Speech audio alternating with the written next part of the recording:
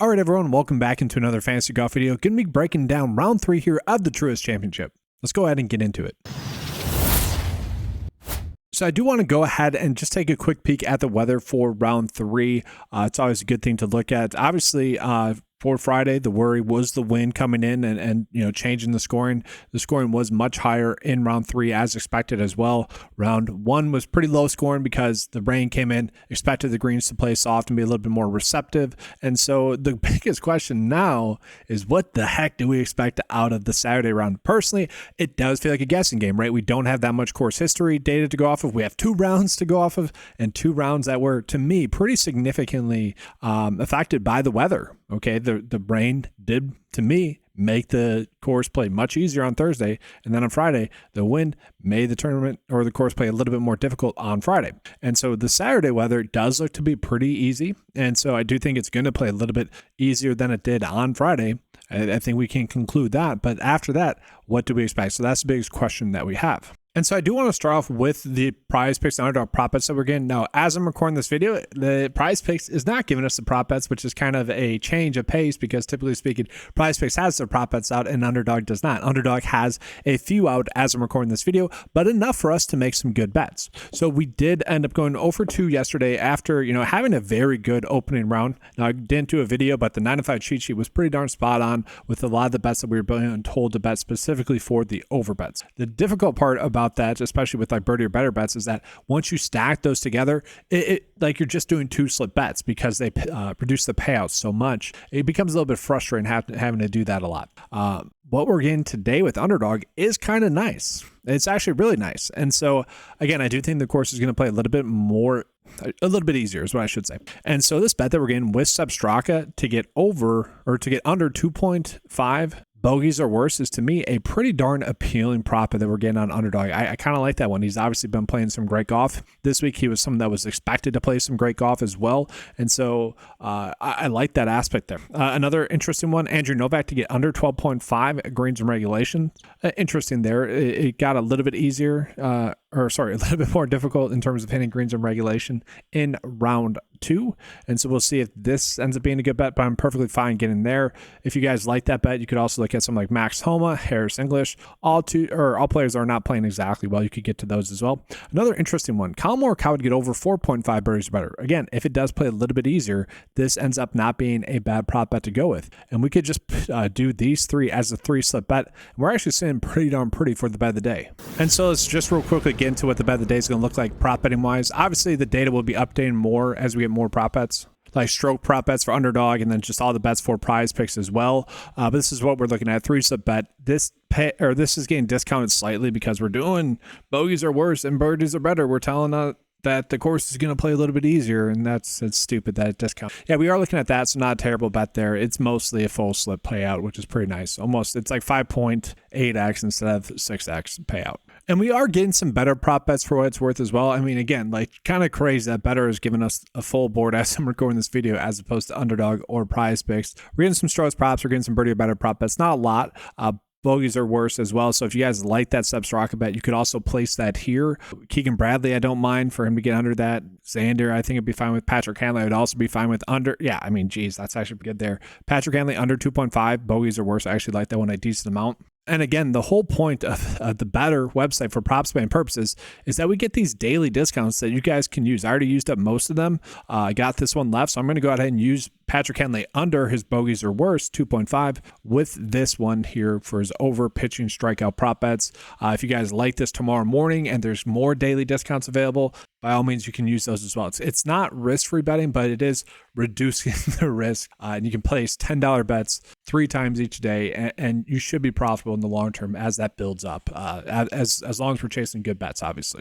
And for what's worth, if you guys are interested in signing up for Betr, make sure to use the link in the description below. Same thing with Underdog, guys. Use the promo code 925. Simple and easy way to help out the channel. Link to that's in the description below. Same thing with PrizePicks as well.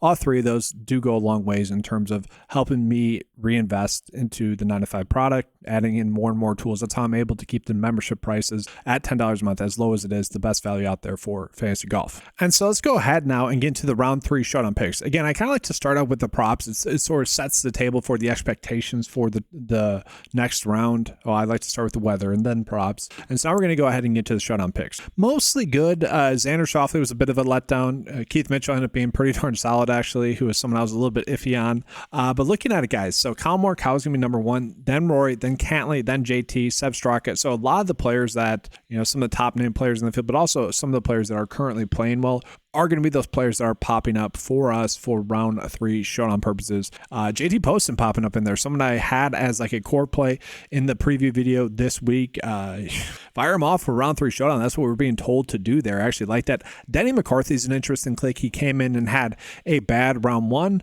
As I said, guys, we had a very good round 1. And so it's no shock that someone like Denny McCarthy, who was part of the good reason that we had a good round 1, ended up having a somewhat bad round 2. That's just expected when you have that good of a round 1. And so that's what happened with Denny McCarthy. That being said, after having a bad round 2, you can typically expect him to have a better round 3, obviously. And so not a bad route to go there. I kind of like that there. And so again, just going to do a dry one real quickly here, guys.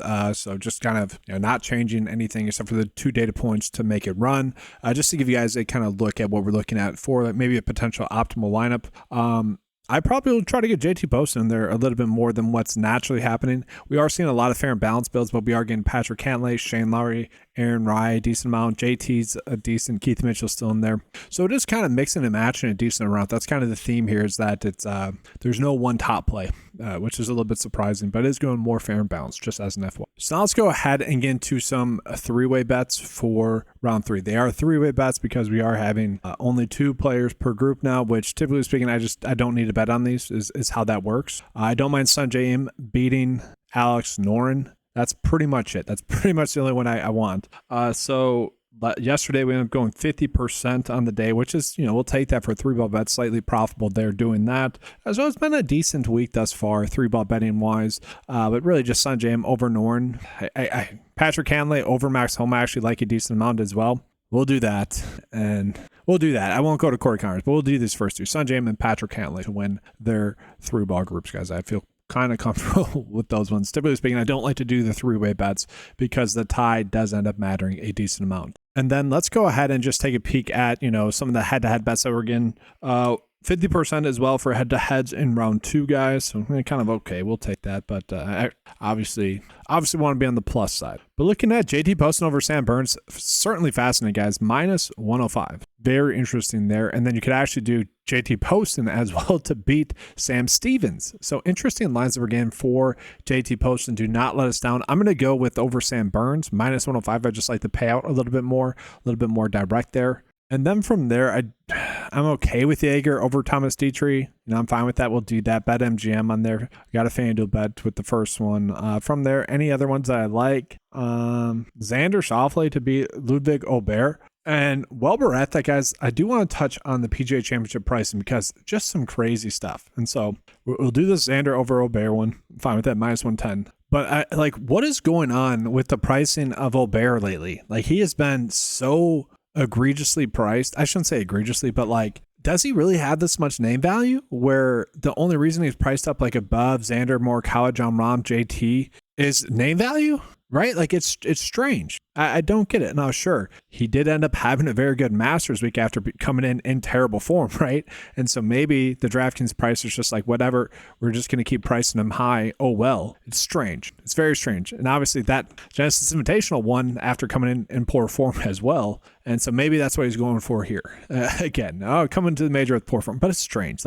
It's basically making him not rosterable. But I will say, I'm actually very excited for the PGA Championship pricing because it seems wrong in a lot of spots. Whereas the Masters, it didn't seem that way. The PGA Championship pricing seems like there's just a lot of name value as opposed to game value. Whereas the Masters, and really up until really this week, it seems like the pricing had been extremely good. And so I don't know if there was a switch in the formula. For the Myrtle Beach Classic, there was even some strange pricing there, even more so. So maybe there was a slight change in how they are doing the pricing. And it kind of seems like that. So I'm kind of excited for that. But I did want to end with that. That's going to be all for this video. Thank you guys for watching. Make sure to give a like and subscribe to the channel. If you guys want access to any of the tools that you saw in this video, make sure to head on over to 9to5sports.com. Get access to all those tools for just $10 a a month. Appreciate you being here. Good luck. And as always, let's keep cashing.